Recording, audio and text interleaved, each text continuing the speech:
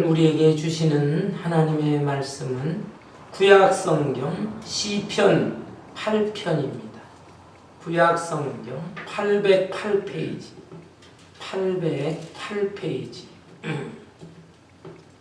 시편 8편 1절에서 9절 끝절까지 제가 한 절, 여러분 한 절 교독하겠습니다. 여호와 우리 주여, 주의 이름이 온 땅에 어찌 그리 아름다운지요. 주의 영광이 하늘을 덮었나이다. 주의 대적으로 말미암아 어린 아이들과 젖먹이들의 입으로 권능을 세우시며 이는 원수들과 보복자들을 잠잠하게 하려 하시니 주의 손가락으로 만드신 주의 하늘과 주께서 베풀어 두신 달과 별들을 내가 보니 사람이 무엇이기에 주께서 그를 생각하시며 인자가 무엇이기에 주께서 그를 돌보시며 그를 하나님보다 조금 못하게 하시고 영화와 존귀로 관을 씌우셨나이다. 주의 손으로 만드신 것을 다스리게 하시고 만물을 그의 발 아래 두셨으니 곧 모든 소와 양과 들 짐승이며 공중의 새와 바다의 고기와 바닷가에 다니는 것이니 9절 다 같이 여호와 우리 주여, 주의 이름이 온 땅에 어찌 그리 아름다운지요. 아멘. 우리 인간이 동물들과 다른 점이 있다면 여러 가지가 있는데 그 중에 하나는 감격성이 있다는 것입니다. 우리 인간의 마음속에는 감격하는 마음이 있지만은 동물들에게는 이 감격성이 거의 없는 것입니다. 문학을 하는 사람들은 시의 한 구절을 읽으면서도 감격한 마음이 있고, 또 음악을 하는 사람들은 멋진 피아노 연주를 들으면서 감탄하는 마음을 금하지 못하는 것입니다. 또 미술을 좋아하는 사람들은 유명한 화가의 작품을 보면서 감격해서 눈물을 흘리기도 합니다. 스포츠를 좋아하는 사람들은 치열한 경쟁 속에서 금메달을 따는 경우, 예를 들면은 또한 야구 경기 같은 것을 볼 때 9회 말 투아웃에 역전 홈런을 칠 때 마음속에 벅찬 감격을 느끼면서 환호를 하게 되는 것입니다. 여러분, 이 감격이라고 하는 것은 마음속에 참 기쁨, 즐거움, 감사함 이런 것들이 아주 크게 팽창이 되어서 마음속에 아주 뭉클한 마음이 솟아나는 것, 그것을 의미하는 것입니다. 오늘 본문 말씀의 내용은 다윗이 감격한 마음으로 하나님 앞에 찬양 고백하는 내용이 소개되어져 있습니다. 이 본문 시편 8편의 말씀은 그 표제어를 보면 다윗의 시, 인도자를 따라 깃딧에 맞춘 노래라고 언급이 되어 있습니다. 여기 깃딧이라고 하는 것이 무엇일까? 깃딧은 아마 악기의 한 종류인 것 같습니다. 어떤 학자들은 깃딧이라고 하는 말이 쭉 이렇게 내려오면서 오늘날에 영어로 기타라고 하는 말이 만들어졌을 것이다 추측하기도 합니다. 그렇다고 한다면 다윗은 이 시를 짓고 기타 같은 악기, 아마 수금 같은 악기를 연주하면서 하나님을 찬양한 그런 노래가 아닐까 생각할 수 있습니다. 그러다면 이 다윗은 도대체 무엇에 대해서 감격하면서 찬양 고백을 하고 있는 것일까요? 첫째는 하나님께서 창조하신 이 자연을 바라보면서 감격한 마음으로 찬양 고백을 하고 있습니다. 1절에 보니까 여호와여, 여호와 우리 주여, 주의 이름이 온 땅에 어찌 그리 아름다운지요. 주의 영광이 하늘을 덮었나이다. 찬양 고백하고 있습니다. 하늘과 땅과 바다와 그 안에 있는 동식물들과 기암 절벽과 그 아름다운 자연, 광대한 자연을 보면서 하나님께서 창조하신 이 자연이 어찌 그리 아름다운지 감격한 마음으로 찬양 고백을 하고 있는 것입니다. 여러분, 유명 화가의 그림 작품에 보면 그 그림 밑에 이 화가의 이름이나 사인이 적혀 있는 것을 볼 수가 있습니다. 마찬가지로 하나님께서도 이 우주 만물 속에 당신의 이름과 사인을 적어 놓았어요. 믿음의 눈이 있고 또 마음속에 겸손함과 순수함이 있는 사람들은 이것을 볼 수가 있습니다. 그러나 믿음이 없는 사람, 마음이 완악하고 교만한 사람들은 그 하나님의 이름과 사인을 볼 수가 없는 거예요. 그래서 여기 2절에 보니까 주의 대적으로 말미암아 어린아이들과 젖먹이들의 입으로 권능을 세우시며 이는 원수들과 보복자들을 잠잠하게 하려 하심이니이다. 이게 주의 대적이라고 하는 말과 또 어린아이 또는 젖먹이를 이렇게 단어를 대조시켜 놓았습니다. 주님을 대적하는 자, 이 하나님의 이 창조를 부정하는 자들, 이런 사람들은 이 하나님의 창조하신 아름다운 자연을 훼손시키고 그런 대적자들이에요. 하나님께 원수들이에요. 이런 자들, 하나님이 어디에 있느냐? 우리의 생각, 인간의 욕심, 인간의 유익을 위해서 우리는 자연을 마음대로 다스릴 수 있다, 이렇게 생각하는 자들입니다. 이에 비해서 어린아이 같은 자들, 심지어 젖먹이같이 아주 순수하고 순진한 사람, 이런 사람들은 하나님의 위대하신 능력, 오묘하신 섭리를 알게 되는 것입니다. 이것은 다 하나님의 위대한 작품이다, 하나님의 이름과 사인을 보고 찬양하지 않을 수가 없는 것이죠. 여러분은 우리 미국에 살고 있습니다. 미국에 오래 사신 분들은 대부분 그랜드 캐년이나 또 요세미티나 이런 곳에 가보셨을 거예요. 그걸 봤을 때 얼마나 웅장합니까? 대단합니까? 그런데 세상 사람들은 그 모습을 볼 때 처음 반응이 어떻습니까? 와, 그들도 놀라워합니다. 감탄합니다. 어떻게 이런 형체가 이루어질 수가 있을까? 그런데 그냥 단순히 감탄을 하고 그리고서 생각을 해봅니다. 야, 이게 어떻게 형성이 됐지? 과학적으로 기후의 변동이 있었나? 또 엄청난 물 홍수가 있었나? 그런 걸 통해서 이게 만들어졌겠지? 이런 정도 생각합니다. 그리고 세상 사람들 중에 마음이 삐뚤어진 자들, 병든 자들은 그 모습을 보면서 뭐 소문에 듣던 거에 비해서는 별건 아니네, 뭐 이런 정도 냉소적인 반응을 보입니다. 내가 생각했던 거에 비해서는 뭐 굉장하진 않아. 세상에 이런 표현을 하고 있습니다.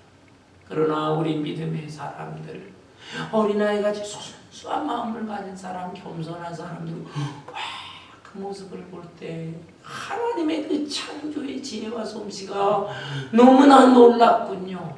주 하나님 지으신 모든 세계 내 마음속에 그려. 찬양이 막 저절로, 참 아름다워라 주님의 세계, 저절로 찬송이 나오지 않을 수가 없는 것입니다. 여러분, 낮에 보는 광경만이 아니에요. 밤에 보는 광경이 나오고 있습니다. 3절 주의 손가락으로 만드신 주의 하늘과 주께서 베풀어 주신 달과 별들을 내가 보니. 다윗은 양치는 물도 보고서 아마 어느 날에는 이 양을 산이나 들판으로 인도하다가 해가 저물었던 것 같습니다. 집으로 돌아가지를 못한 거예요. 그래서 우선 안전한 곳으로 양들을 인도하고 양들을 잠재운 후에 이 밤의 경치를 보고 밤하늘을 보니까는 얼마나 참 그 캄캄한 밤하늘에도 무수한 별들이 찬란하게 술을 놓고 있습니다. 또 달은 얼마나 아름다운지 캄캄함 속에서도 달빛을 비추어서 밤중에 혹간에 여행하는 사람들에게도 도움을 주고 있는 것입니다. 여러분, 우리는 이 도심에 살고 있어요. 그러다 보니까 바쁘게 살고 하늘을 잘 보지를 않습니다. 어떤 수필가는 하루에 한 번쯤은 이라고 하는 글을 썼어요. 하루에 한 번쯤은 저 푸른 하늘을 보자. 하루에 한 번쯤은 독서책을 읽자. 하루에 한 번쯤은 내 마음을 살펴보자. 하루에 한 번쯤. 여러분, 우리가 아무리 바쁘게 분주하게 살지라도 좀 하루에 한 번쯤은 하늘을 바라보고 사세요. 푸른 하늘. 요즘 가을철인데 얼마나 하늘이 높으니까 그렇잖아요. 그리고 밤하늘도 보세요.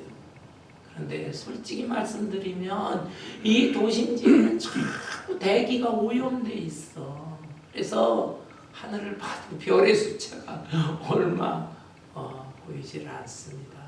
그러나 시골에 갔을 때, 산속에 갔을 때 얼마나 찬란한지. 저는 어린 시절에 시골에서 자랐습니다. 동네 친구들, 또 어려서부터 교회 다녔으니까 교회 다니는 친구들, 여름철, 가을철, 심지어 겨울에도 뒤에 이 뒷동산이 있었어요. 뒷동산에 강아지들 끌고 올라가기도 하고, 그러면서 그 하늘을 볼 때 너무너무 아름다워요. 와, 그 쏟아지는 그냥 수천 개, 수만 개가 있는 그 별들이 선명하게 보여요.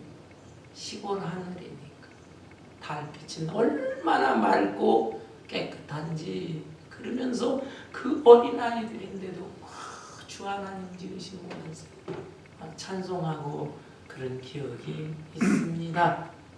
여러분, 다윗이 감격한 마음으로 불렀던 이 자연을 창조하신 하나님께 찬양하는 이 마음, 이것이 우리의 마음이 되어서 우리도 참 봄, 여름, 가을, 겨울 다 찬양해야 되겠지만 요즘도 좋은 계절인 것 같아요. 찬양과 영광을 돌릴 수 있는 여러분들이 되시기를 바랍니다. 아울러서 두 번째로 다윗은 무엇에 대해서 찬양을 하고 있습니까? 인간을 만들어 주시고 인간에게 관심을 두시고 또 인간을 보살펴 주시는 하나님께 찬양과 영광을 돌리고 있습니다. 4절에 보니까 사람이 무엇이기에 주께서 그를 생각하시며 인자가 무엇이기에 주께서 그를 돌보시나이까. 그를 하나님보다 조금 못하게 하시고 영화와 존귀로 관을 씌우셨나이다. 하나님께서는 천지 만물을 창조하시고 마지막 날 인간을 만들어 주셨습니다. 다른 것들은 창조하실 때마다 보시기에 좋았더라. 그러나 마지막 인간을 창조하시고 나서는 보시기에 심히 좋았더라. 우리 인간을 하나님의 형상대로 만물의 형상으로 창조하신 것입니다. 그런데 우리 인간들의 모습을 보면 이 겉사람 육체만을 본다면 다른 짐승에 비해서 별로 뛰어난 게 없어요. 사람의 외모, 키를 보면은 사람의 키보다 큰 동물들이 얼마나 많습니까? 기린의 키를 보면 목이 긴 짐승, 기린 다 아시잖아요. 기린의 크기는 성인 남자의 3배, 4배의 키를 가지고 있습니다. 몸무게, 사람의 몸무게로 자랑할 거 없어요. 사람보다 그 무게가 많이 나가는 짐승들이 얼마나 많습니까? 그 중에서 코끼리의 무게도 한 10배, 15배 이렇게 된다고 합니다. 사람의 눈이 굉장히 밝은 것 같지요. 그러나 하늘의 독수리들의 눈이 5배의 시력을 가지고 있다. 그러니까 그 높은 공중에서 조그만 이 먹잇감을 보면서 그냥 날쌔게 내려가 덮치잖아요. 그런데 독수리보다 시력이 더 좋은 게 있습니다. 그것이 하늘의 날짐승 중에서 최고라고 그래요. 매라고 매. 야, 매가 여러분 공중에 빙빙 돌다가 먹잇감 채가는 거 보셨습니까? 저는 많이 봤어요. 저희 집에 이 닭들을 키우고 그랬거든요. 하늘에서 매가 그냥 빙빙 돌아. 동네 닭들을 갖다가 얼마나 손살같이 다 채가는지. 채서 그냥 다른 데서 다 잡아먹고 그 닭들의 날개 깃털이 그냥 다른 데 흩어져 있어요. 저는 어려서 제 닭을 보호하려고 하늘에 매만 있으면은 닭들을 그냥 마당에서 쫓아가지고 집안으로 들어오는 그런 경험도 있습니다.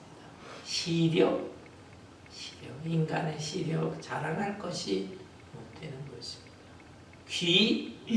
귀로 듣는 청력, 이 토끼 같은 짐승들 얼마나 귀가 조그만 바스락해도 벌써 도망가고 그러는 것입니다. 우리 교회에도요 토끼가 가끔씩 내려와요. 새벽에 내려와가지고 토끼가 제가 다가가게 되면 아무래도 우닥닥 도망가고 그렇습니다. 여러분 코로 냄새 맡는 후각하면은 이 짐승을 당해낼 수가 없어요. 개코, 개코는 사람의 코에 비해서 적게는 10,000배, 많게는 10만 배가 발달한 그런 개들이 있다는 것입니다. 와, 개가 그 코로 한몫을 봐요. 그래서 그냥 어떤 주인이 여행을 갔다가 몇백 마일 떨어진 곳인데 여행을 갔다가 거기서 또 개를 놓쳤거든요. 근데 어떻게 그 개가 찾아가지고 한 달 만에 집으로 돌아온 개도 있고 그렇다고 하잖아요. 개 냄새가 얼마나 그렇게 발달이 됐는지. 여러분 사람의 육신이라고 하는 거 크게 자랑할 것이 없어요. 그럼에도 불구하고 하나님께서는 우리 인간을 생각하시고 또 어찌하여 우리 사람이 무엇이간데 우리를 돌보시나이까.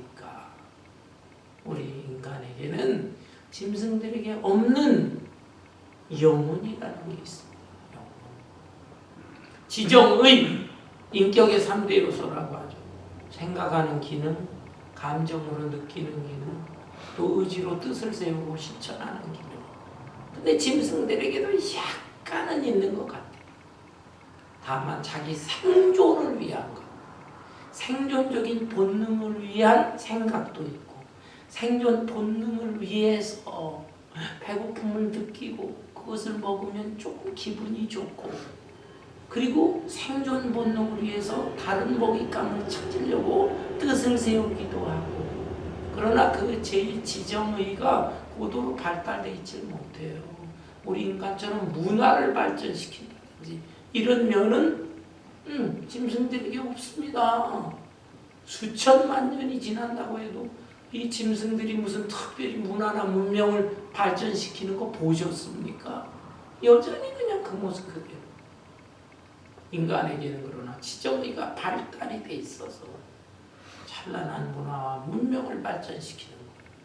그리고 그거보다 더 중요한 것은 인간에게는 영이 있어서 이 영이 하나님과 교통합니다. 하나님을 예배하는 것입니다. 짐승들 중에 하나님 앞에 예배하는 짐승 보셨습니까? 간혹 저에게 질문하는 분들이 있어요. 목사님, 저는 우리 집에서 키우는 강아지 너무너무 예뻐요. 어떤 때는 내 자식보다 더 예쁜 것 같아요. 이 강아지 죽으면 천국에 갑니까? 못 갑니까? 여러분 어떻게 생각하세요?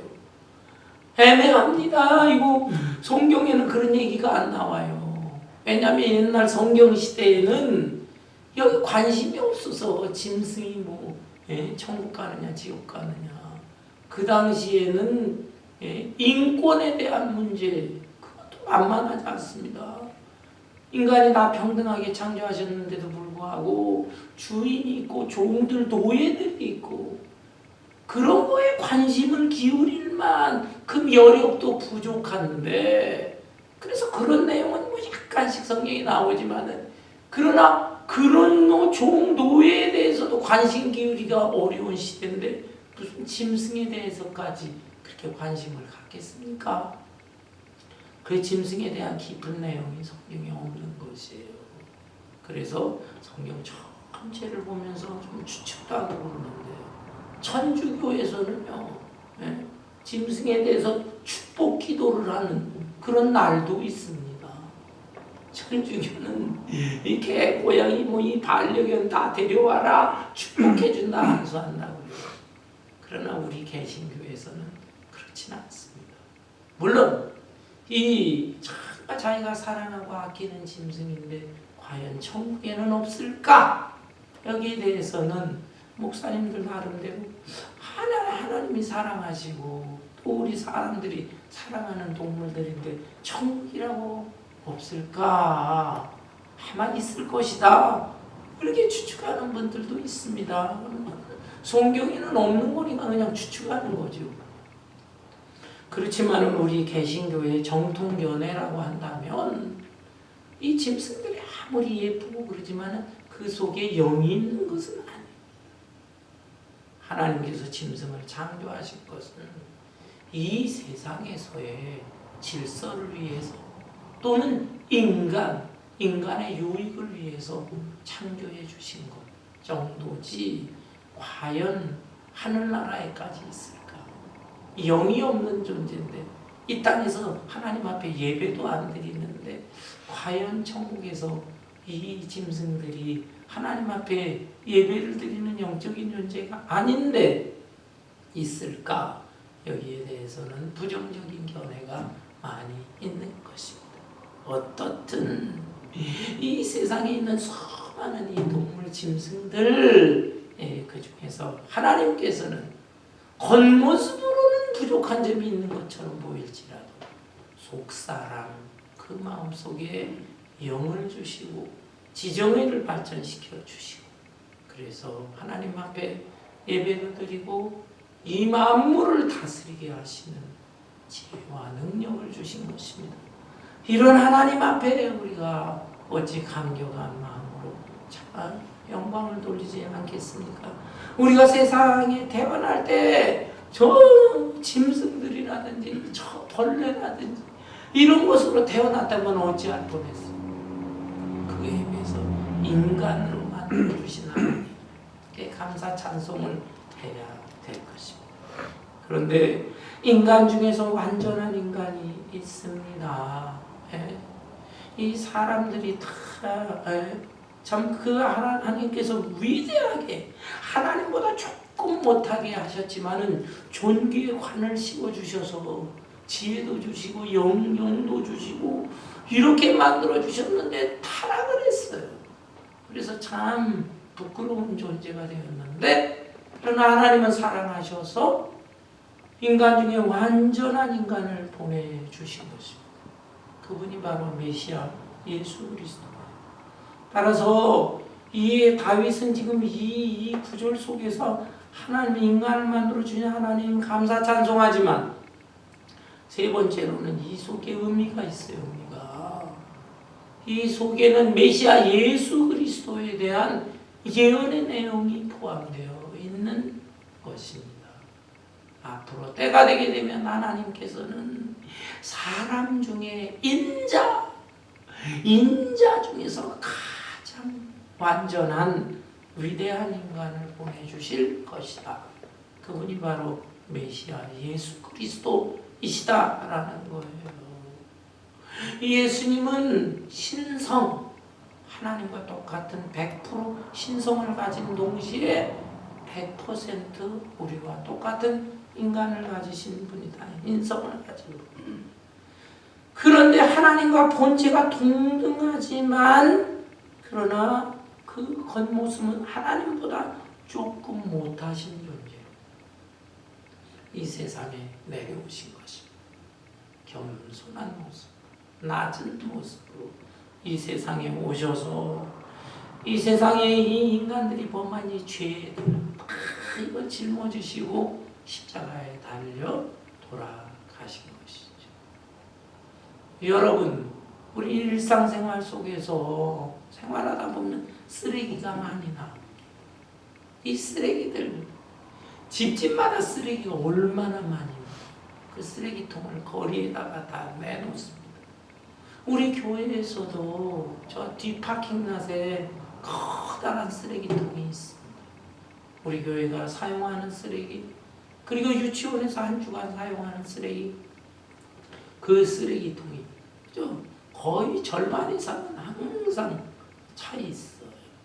그 쓰레기를 갖다 청소차들이 와가지고 어떤 때는 일주일에 한 번, 어떤 때는 일주일에 2번씩 와서 쓰레기통을 치웁니다.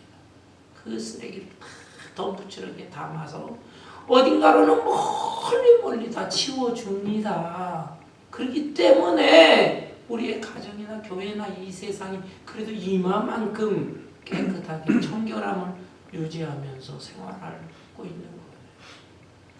이 세상에 이 타락한 인간을 통해서 나와 있는 이 더러운 것들, 이 죄악된 모습의 쓰레기들이 그냥 온 지천에 다 널려져 있어요. 그걸 누가 치워줍니까? 하나님의 거룩하신 하나님의 아들. 그 아들 정말 흠도 점도 주름 잡힌 것도 조금도 더러운 것이 없는 완전하신 우리 메시아 예수님 오심으로 인해서 그 예수님께서 이 죄악을 오염된 것들 다 그것을 먼 곳으로 옮겨주셨어. 동이서에서 먼 것처럼 우리의 죄악을 다 멀리, 그리고 그 죄악을 친히 담당하셔서 친히 대신 맡으셔서 십자가에 달려 죽으셨다. 이 사실을 우리가 정말로 믿고 인정한다면 메시아 예수 그리스도를 보내주신 하나님 앞에 감격한 마음으로 찬양 고백하지 않을 수가 없는 것입니다. 그 예수님께서는 부활하셔서 어떻게 되셨습니까? 6절에 주의 손으로 만드신 것을 다스리게 하시고 만물을 그의 발 아래 두셨습니다. 그 모든 소와 양과 들짐승이며 공중의 새와 바다의 물고기와 바닷길에 다니는 것이니이다. 예수님이 십자가에 죽으심으로 끝나지 않았어요. 3일 만에 부활하셨어요. 40일 동안 이 지상에 계셨어요. 그리고 마침내 하늘로 승천하셨고 지금은 하나님의 우편에 앉아 계시면서 하나님의 왕권을 우편에 앉았다는 것은 왕권을 100% 위임받으셨다는 뜻이에요. 오른쪽에서 앉아서 위임받으셔서 하늘에 있는 것이나 땅에 있는 것이나 땅 아래 있는 것이나 바닷속에 있는 것이나 이것을 다 다스리시는 왕 중에 왕이 되신 것이요. 이러한 메시아 예수 그리스도를 보내주시고 예수님을 나의 구원자로 왕 중의 왕으로 섬기게 하신 하나님이요. 하나님 너무나 감격합니다. 감사한 마음으로 찬양할 수 있는 여러분들이 되시기를 바랍니다. 아멘. 아울러서 이 본문 말씀 4절 이하의 내용은 어떤 면에서 이렇게 이중적인 의미뿐만 아니라 삼중적인 의미까지 포함되어 있다고도 볼 수가 있습니다. 하나님께서 인간을 만물의 영장으로 창조하신 것이 너무 감사하고 그리고 앞으로 메시아 예수 그리스도가 오신다. 다윗은 그 옛날 앞을 내다보면서 메시아에 대한 기대감으로 찬양 영광을 돌렸는데 우리는 이미 2000년 전에 이 땅에 오신 메시아 예수 그리스도. 그러나 지금 하늘로 승천하셨는데 이제 역사의 마지막 때에 다시 육신의 모습을 가진 예수 그리스도. 물론 우리와 똑같은 육신은 아니지만 우리가 볼 수 있는 육신의 모습으로 이 세상의 역사의 마지막 때 재림하실 그 예수님 메시아를 내다보면서 찬양 감격하는 것입니다. 그런데 이 구절에 세 번째 의미가 있다니까요. 세 번째 의미는 뭐냐 하면 다윗이 자기 자신도 생각했던 것 같습니다. 자기 자신. 이 다윗은 그 이스라엘의 작은 마을 시골 베들레헴에서 태어나 자랐지만 하나님께서 이 다윗을 너무너무 이뻐하셨어요. 그 겸손하고 깨끗하고 순수한 마음을 가진 이스라엘의 초대 왕 사울 왕, 그도 처음에 겸손했지만 나중에 교만해서 하나님께서는 그를 미워하셨어요. 그 안에 들어있던 하나님의 성령이 떠나버렸어요. 구약시대에는 성령이 임했다가 떠나기도 했습니다. 신약시대에 와서는 한번 성령이 임하면 떠나지는 않으시지만 우리가 죄악된 생활하고 그러면 그 안에서 탄식하신다 그랬어요. 이 이스라엘의 초대왕 사울왕은 성령이 떠나버리고 악신이 들어갔어요. 그러면 미친 짓도 하고 그러다가 결국에는 블레셋 족속과의 싸움에서 비참하게 죽고 말았습니다. 이제 두 번째 왕을 세워야 되잖아요. 그런데 사무엘 선지자는 누구를 세워야 합니까? 선지자로서의 역할, 하나님의 뜻을 받들어서 이스라엘의 지도자를 세워야 되는데 누굴 세워야 합니까? 누구한테 기름 부어서 안수를 해야 됩니까? 하는데 하나님께서 저 베들레헴으로 가라. 베들레헴 이 세 아들 중에서 하나를 내가 택했다. 예. 사무엘 선지자는 아마 감람나무 기름을 가지고 갔을 것입니다. 구약 시대에 왕이나 선지자나 제사장 기름을 부을 때 감람나무, 올리브나무 그 기름을 부었어요. 그걸 가지고 이세 집에 왔습니다. 웬일이십니까 선지자는? 너희 집에 아들들이 있지. 아들들을 데려가라. 첫째 아들, 둘째 아들들 키가 번질하죠. 외모가 잘났죠. 사무엘 선지자 하나님이 이 아들을 택했구나. 첫째 아들에게 기름을 부으려고 하는데 하나님께서 너 아니다. 내가 택한 자가 아니야. 둘째, 셋째 계속해서 기름을 부으려고 했지만 아니다. 네.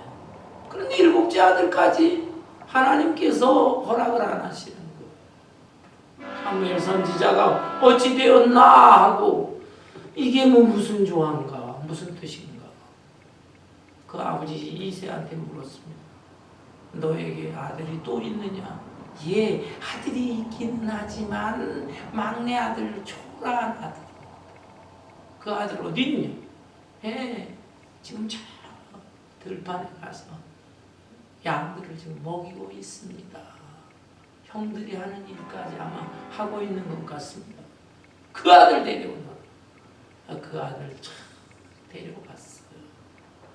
아직은 소년이니까 키도 작고 또 외모도 형들에 비해서 약한 것 같지만 사무엘 선지자가 성령의 감동으로 보니까는 빼어난 아들이에요. 준수한 아들이에요. 하나님께서 그 아들에게 기름을 부어라. 그 기름 부음을 받은 거예요. 다윗은 나같이 부족한 것이 어찌 이스라엘의 지도자가 될까? 사무엘 선지자는 기름을 부으면서 네가 앞으로 이스라엘 교회에 대한 목자가 될 것이다. 목자의 의미가 정확하게 뭔지는 모르겠지만 그러나 이스라엘의 지도자가 된다고 하는 것 그것을 알고 있었던 것이죠. 그것이 언제인지는 정확하게 모르지만 그것을 마음속에 품고 다윗은 생활했던 것 같습니다. 그래서 양치는 목자로서 이 시를 짓고 또 그 아름다운 자연을 보고 밤하늘의 별과 달을 보고 그리고 또 앞으로 그 오실 메시아 예수 그리스도도 내다보는 가운데 그 속에 자기도 포함시키면서 도대체 이 사람이 이 인간인 내 자신이 무엇이간데 하나님께서 나에게 영광과 존귀의 관을 씌우시나이까. 앞으로 이스라엘 목자가 될 것이다. 제가 도대체 무엇이간데 저를 그런 존재로 삼으시나이까 고백했던 것 같아요. 그리고 어떤 학자들에 의하면 이 시는 어쩌면 어린 시절에 지은 게 아니라 이미 왕이 된 후에 옛날 어린 시절부터 회상을 하면서 과거에 어렸을 때 양치는 목자의 생활을 회상하고 그러면서 현재 지금 왕이 된 상태에서 이 시를 지은 것이 아닌가. 그렇다고 한다면 지금 다윗은 제가 도대체 무엇이 이 시골의 촌뜨기 같은 나에게 물론 고생 많이 했어요. 사울왕의 미움, 시기, 질투 도저히 도망다닐 데가 없어서 세상의 원수 나라에까지 가서 이스라엘에 있다 숨을 데가 없는 거예요. 왕이 군사를 풀어서 잡으려고 하는데 그 이웃나라 블레셋 나라의 망명까지 하네요. 근데 거기서도 신하들 중에 알아본 자가 있어요. 과거에 우리의 그 위대한 장군 골리앗을 죽인 놈이 저놈입니다. 거기서도 죽게 된다. 그걸 어떻게 막 그냥 정신병자나 침을 막 질질 흘리고 그러니까 거기 왕이 저 미친놈이 정신병자 같은 놈이 무슨 우리의 그 대장군 골리앗을 죽였겠느냐. 목숨을 겨우 부지르라. 그러면서 거기에서도 있을 수가 없어 다시 이스라엘로 넘어. 그 다윗이 고생한 거 이루 말로 할 수가 없어. 약 한 15년 정도 그 고통을 받다가 그러나 때가 되어서 사울왕이 죽고 난 이후에 다윗을 추대하자는 운동이 벌어지고 그러면서 하나님의 오묘한 섭리 가운데 왕이 됐다. 그걸 생각을 할 때 이종이 무엇인가. 어린 시절에 이미 안수받았지만 유대인, 자기가 유대 족속인데 유대 지파를 통해서 안수를 받고 나중에는 통일왕국 이스라엘 전체 왕이 될 때 다시 한번 기름 부음을 받았어요. 3번 기름 부음을 받고 왕이 된 것입니다. 그 점을 생각할 때 나에게 존귀와 영광의 관을 씌워주셨나이다. 하나님 감사 찬송을 하게 된 것입니다. 사랑하는 성도 여러분, 여러분 자신은 어떤 존재라고 생각합니까? 우리 교회 또는 우리 교회 출신들을 보면 세상적으로는 솔직히 말씀드려 대단한 분은 없었던 것 같습니다. 무슨 대통령이 우리 교회에서 나왔다든지 국회의원이 나왔다. 제가 한국에서 섬기던 교회는 국회의원 출신 하나 이렇게 출석을 한 적은 있어요. 국회. 그렇다고 여러분 가운데 돈 많은 부자, 삼성의 이재용이라든지, 현대, 정암기는 이런 정도 아닐지라도 웬만큼의 재벌, 그런 재벌도 우리 교회는 없는 것 같습니다. 세상적으로 본다면 정말 내세울 만한, 자랑할 만한 가진 사람들은 별로 없어요. 그렇지만 우리는 어떤 존재인가? 영적인 시각에서 본다면 엄청난 영광과 존귀의 관을 쓴 사람들이다. 하나님의 자녀이지요. 그리고 하나님 나라의 일꾼이 되었던 사람. 하나님의 그 엄청난 거룩한 뜻과 사명, 그것을 감당하는데 하나님께서 나를 쓰시는 거예요. 내가 하는 헌신과 봉사와 충성, 전도 사역, 이런 거 하나하나가 그 거룩한 하나님 나라를 위한 한 몫을 감당하는 그런 역할을 하는 것이다. 이 점을 생각을 할 때 여러분 내 마음속에 감사 감격한 마음이 솟아나지를 않습니까? 오늘날 많은 사람들이 사는 게 재미없다고 합니다. 왜 재미있는 세상이 아닌가? 아니 세상에 비해서 먹을 것도 많고 입을 것도 많고 뭐 문화 문명이 발달하고 뭐 즐겁게 지낼 것이 얼마나 재미가 없다. 그 어떻게 하면 더 술을 마시고 춤을 춰봐도 그렇고 뭐 그래서 마약을 막 복용해보고 발광을 합니다. 재미있고 기쁘고 즐거운 게 없을까? 발버둥을 쳐도 그때뿐이에요. 그때뿐. 인간은 하나님께서 창조하셨기 때문에 창조주 하나님과의 교통 속에서만이 마음의 감사와 기쁨과 감격이 솟아나는 것입니다.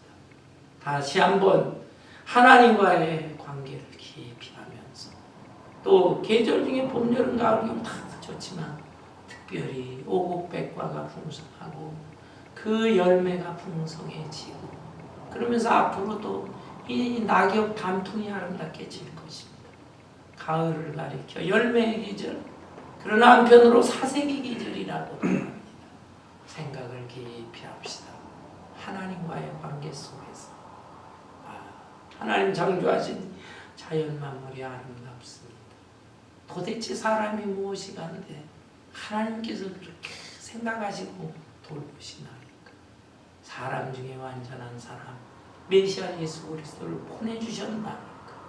그리고 나같이 비천하고 초라한 환경 속에서 자란 나 같은 사람을 하나님께서 여기까지 인도하시고 특별히 하나님의 자녀요, 예수님의 권세 내 권세, 이런 권세도 주시고 그래서 왕같은 제사장이 되게 하시고 하나님 나라의 일꾼이 되게 하시고 왕같은 제사장, 예수님과 더불어 만물을 다스리는 왕 노릇하게 하시고 제사장이라는 것은 사람들을 하나님 앞으로 인도하는 중보자인데 나 같은 사람으로 하여금 전도도 하고 선교도 하셨나이까?